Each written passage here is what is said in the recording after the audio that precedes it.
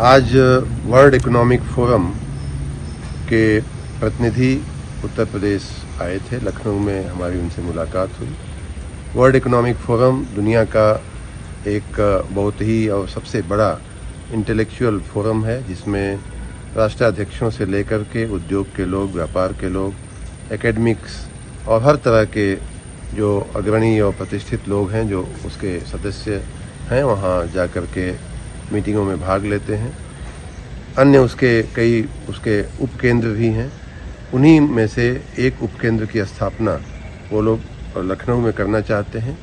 ये जो उनका केंद्र है वो एनर्जी ट्रांजिशन पे और फोर्थ इंडस्ट्रियल रिवोल्यूशन पे काम करने के लिए उनका प्रस्ताव लेकर के वो लोग आए थे। मैं और हमारी ऊर्जा विभाग की और अन्य सरकार के अन्य क्षेत्रों के लोग, विभागों के अधिकारीगण, एकेडमिक्स लोग और इंडस्ट्री में से कई लोग वहाँ उपस्थित थे। काफ़ी बातें हुई हैं। प्रस्ताव के बारे में मेरा अपना विचार जो था और सभी लोगों का जो विचार था वो देख करके मैंने सुझाव दिया कि प्रस्ताव हमें स्वीकार करना चाहिए। ऐसा कोई भी केंद्र जो एनर्जी ट्रांजिशन पे काम करे या फोर्थ इंडस्ट्रियल रिवोल्यूशन पे हमें गाइड करे, ऐसा कोई भी केंद्र जो है उसका स्वागत करना चाहिए। एनर्जी ट्रांजिशन का अर्थ ये होता है कि हम किस प्रकार कोयला आधारित एनर्जी ऊर्जा उत्पादन की बजाय हम क्लीन और ग्रीन सोर्सेज से हम कैसे ऊर्जा का उत्पादन करें और उसमें कैसे हम मिक्स करें अपने ऊर्जा के उपयोग को, जिसमें ग्रीन एनर्जी भी आ जाए। इसे हम ग्रीन एनर्जी ट्रांजिशन कहते हैं। भारत सरकार ने भी इस साल के बजट में एनर्जी ट्रांजिशन के लिए एक बहुत बड़ा बजट रखा है।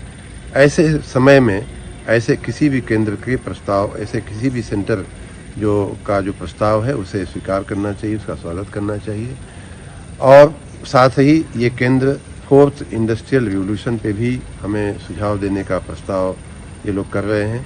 फोर्थ इंडस्ट्रियल रिवोल्यूशन में हमें फ़ायदा ये है कि पिछली जो 3 इंडस्ट्रियल रिवोल्यूशन हुई उसमें उत्तर प्रदेश उतना सफलता प्राप्त नहीं कर सका है जितना दुनिया के, या भारत भी उतना आगे नहीं बढ़ पाया जितना दुनिया के अन्य देश आगे बढ़ पाए हैं।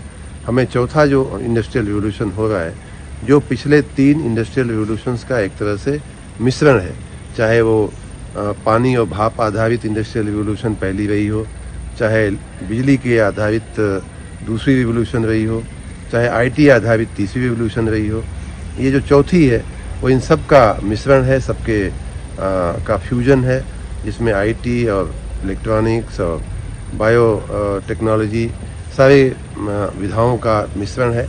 ऐसे किसी भी प्रयोग, ऐसे किसी भी इनिशिएटिव के लिए उत्तर प्रदेश को हमेशा बाहें फैला करके हमें स्वागत करना चाहिए, क्योंकि हमारा एक बहुत बड़ा नौजवानों का वर्ग जो है वो ऐसे प्रयोगों के लिए आतुर है, ऐसे क्षेत्रों में अवसर ढूंढ रहा है। हमारे स्टार्टअप्स इन क्षेत्रों में अवसर ढूंढ रहे हैं। उन सब के लिए एनर्जी ट्रांजिशन और फोर्थ इंडस्ट्रियल रिवोल्यूशन के जरिए हमें अपनी अर्थव्यवस्था को $1 ट्रिलियन की अर्थव्यवस्था बनाने के लिए इन सारे मापदंडों पे ये जो प्रस्ताव है बहुत अच्छा है। उसका जो बिजनेस मॉडल है उसमें थोड़ा हमारा सुझाव ज़रूर था वर्ल्ड इकोनॉमिक फोरम को कि आप अपनी एनुअल फीस के बजाय इसे रेवेन्यू शेयरिंग या प्रॉफिट शेयरिंग के मॉडल पे ले जाएं, न कि किसी केंद्र से आप एनुअल फीस लें। इस पर उन्होंने कहा है कि हम विचार करेंगे। मेरा प्रस्ताव ये है कि जो भी हम केंद्र बनाएं वो इन दोनों क्षेत्रों में एक बार अपनी जड़ें मजबूत करने के बाद देश में और विदेश में कंसल्टेंसी से अपनी एक्सपर्टीज़ को दे करके, शेयर करके हम रेवेन्यू कमा सकते हैं। और वर्ल्ड इकोनॉमिक फोरम इस केंद्र के साथ उस रेवेन्यू को शेयर करने की दिशा में अपना जो मॉडल है वो उसको बनावे। इस पर उन्होंने कहा है कि हम लोग इस विषय पे विचार करेंगे और हमारे साथ और भी इसके आगे भी वार्ता होगी। कुल मिलाकर के ये केंद्र इंडस्ट्रियल रिवोल्यूशन की दृष्टि से और एनर्जी ट्रांजिशन की दृष्टि से बहुत ही स्वागत करने योग्य प्रस्ताव है।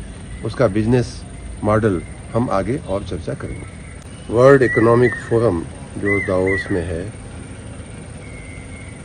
जो विश्व का एक इंटेलेक्चुअल फोरम है, थिंक टैंक है और दुनिया के बड़े लोग उद्योगपति, राष्ट्राध्यक्ष सभी लोग इसके सदस्य होते हैं, जिसमें भाग लेते हैं। उनके प्रतिनिधि उत्तर प्रदेश आए थे लखनऊ में, हमारी उनसे मुलाकात हुई। उनका प्रस्ताव है कि उत्तर प्रदेश में एनर्जी ट्रांजिशन को लेकर के और चौथा जो औद्योगिक क्रांति आ रही है, फोर्थ इंडस्ट्रियल रिवॉल्यूशन जो आ रहा है, उसको लेकर के एक सेंटर बनाया जाए, जिसमें वर्ल्ड इकोनॉमिक फोरम भी उसका भागीदार होगा और उत्तर प्रदेश में उसको बनाया जाए। ये भारत का पहला केंद्र होगा और भारत ही नहीं बल्कि अन्य अगल बगल के देशों में भी इसके जरिए हम लोग एनर्जी ट्रांजिशन का और फोर्थ इंडस्ट्रियल रिवॉल्यूशन का हम काम कर पाएंगे। एनर्जी ट्रांजिशन, जैसा कि आप जानते हैं, इसका मतलब ये होता है कि आज वर्तमान में जो हमारी कोयला आधारित ऊर्जा की जो सप्लाई है, बिजली का उत्पादन है, उसकी जगह हम कैसे ग्रीन सोर्सेज से, क्लीन सोर्सेज से हम कैसे ऊर्जा का उत्पादन करें। ये हमारी एनर्जी ट्रांजिशन का मुख्य रूप से भाग है, जिसमें सोलर एनर्जी आती है, विंड एनर्जी आती है, हाइड्रो भी आती है, हाइड्रोजन भी, ग्रीन हाइड्रोजन भी आता है। इन सब पर हम कैसे आगे बढ़ें, उसके लिए ये सेंटर काम करेगा। और साथ ही जो चौथा जो इंडस्ट्रियल रिवॉल्यूशन हो रहा है, जिसमें पहले 3 जो इंडस्ट्रियल रिवॉल्यूशन हुए हैं, जिसमें पहला अगर मैं बात करूं तो पहला इंडस्ट्रियल रिवॉल्यूशन जो यूरोप से शुरू हुआ था, उसमें पानी और स्टीम, भाप पर आधारित था। दूसरा मैकेनिकल एनर्जी, इलेक्ट्रिकल एनर्जी पे आधारित था। तीसरा आईटी और आईटी इनेबल्ड सर्विसेज पे आधारित था। चौथा जो है वो आर्टिफिशियल इंटेलिजेंस और इस तरह की चीज़ों पे आधारित है, ऑगमेंटेड रियलिटी पे आधारित है। मैं पूरा जो आईटी का जो सबसे मॉडर्न जो सेगमेंट है, उस पे आधारित है फोर्थ इंडस्ट्रियल रिवॉल्यूशन। तो उत्तर प्रदेश उसमें कैसे लीड ले और इस तरह से लीड ले कि हम अपने एनर्जी का जो उपयोग है वो क्लीन और ग्रीन ढंग से करते हुए हम इंडस्ट्रियल रिवॉल्यूशन को हम कैसे ले आवें, ये इस केंद्र का प्रमुख उद्देश्य है। हमने भी उनको कई सुझाव दिए। मैंने उनका पहली बात तो इस सेंटर का जो प्रपोजल है उसका मैंने स्वागत किया, लेकिन साथ ही हमने कुछ जो उसकी जो कमर्शियल चीज़ें हैं, जो बिजनेस मॉडल है, उस पर हमने उनको कुछ सुझाव दिए हैं। अगर उन बातों पे वो विचार करेंगे तो हम आगे बात करेंगे। मुख्य रूप से हम ये सेंटर यहाँ इस्टेब्लिश करना चाहेंगे, हमारे उत्तर प्रदेश के लिए बहुत ही फ़ायदेमंद होगा। मैंने ये कहा है कि हम उसकी वर्ल्ड इकोनॉमिक फोरम को कोई एनुअल फीस देने के बजाय ये सेंटर कंसल्टेंसी से देश में और विदेश में कंसल्टेंसी करके जो कुछ इनकम अर्जित करेगी उसको हम शेयर कर सकते हैं फीस देने के बजाय। ये प्रमुख हमारा बिजनेस मॉडल में प्रमुख सुझाव था। और भी कई चीज़ें हमने, कई फंड जो इंटरनेशनल सोलर अलायंस का है या भारत सरकार का जो एनर्जी ट्रांजिशन में के लिए जो बजट में प्रोविज़न किया है, उससे हम कैसे ले सकते हैं फंड। फिर हम प्राइवेट एजेंसी से, प्राइवेट प्लेयर्स से, इंडस्ट्री से, एकेडमिया से कैसे पार्टनरशिप करते हैं, इन सारी बातों पे मैंने उनको सुझाव दिए हैं। मैं आशा रखता हूं कि वो उन सुझावों पर विचार करेंगे और हम फिर इस सेंटर के बारे में और भी डिटेल में उनके साथ चर्चा करेंगे। We have Orano, we have few technology pioneer as well, and innovative, etc., etc. So that definitely could be one of those elements that you choose to drive if that was your interest.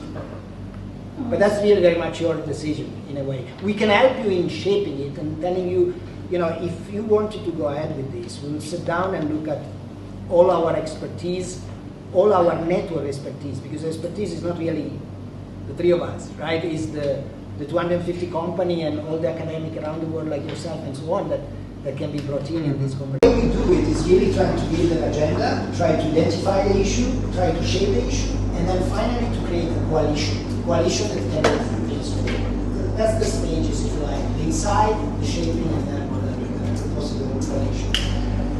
We all know that there is a big transformation in the energy, so that everybody has access and affordable price. There is the security and there is the sustainability. So it's not only the sustainability. This is very important because all these answers related. So what is so different which you are bringing to the table, which is already not there, which you have? That is probably my question. Should I address that or we have more questions? Yeah, but if you have some more comments, we can just cover it. Yeah, no, but thank you very much for organizing this. Thanks so much. Will I see you in Doha?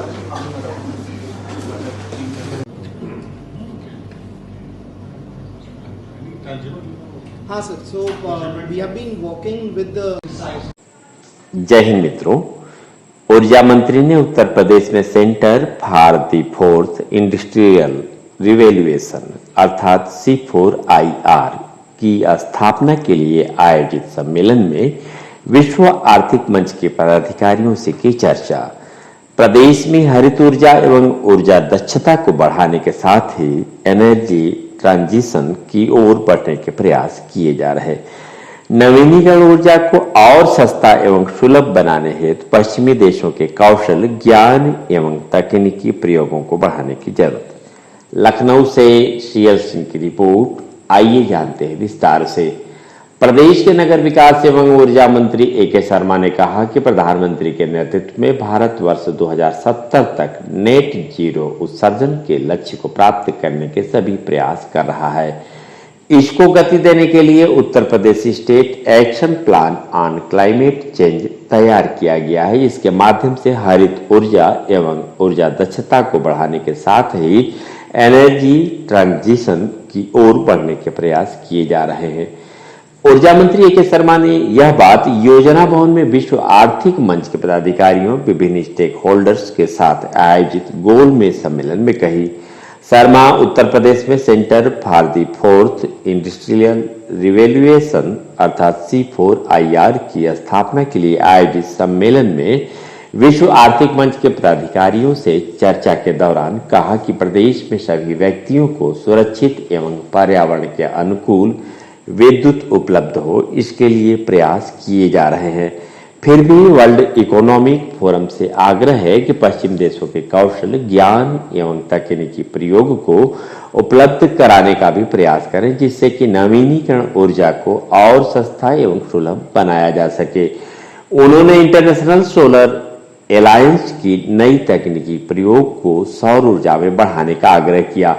ऊर्जा मंत्री ने कहा कि उत्तर प्रदेश ऊर्जा उपभोग में देश का दूसरा बड़ा राज्य है।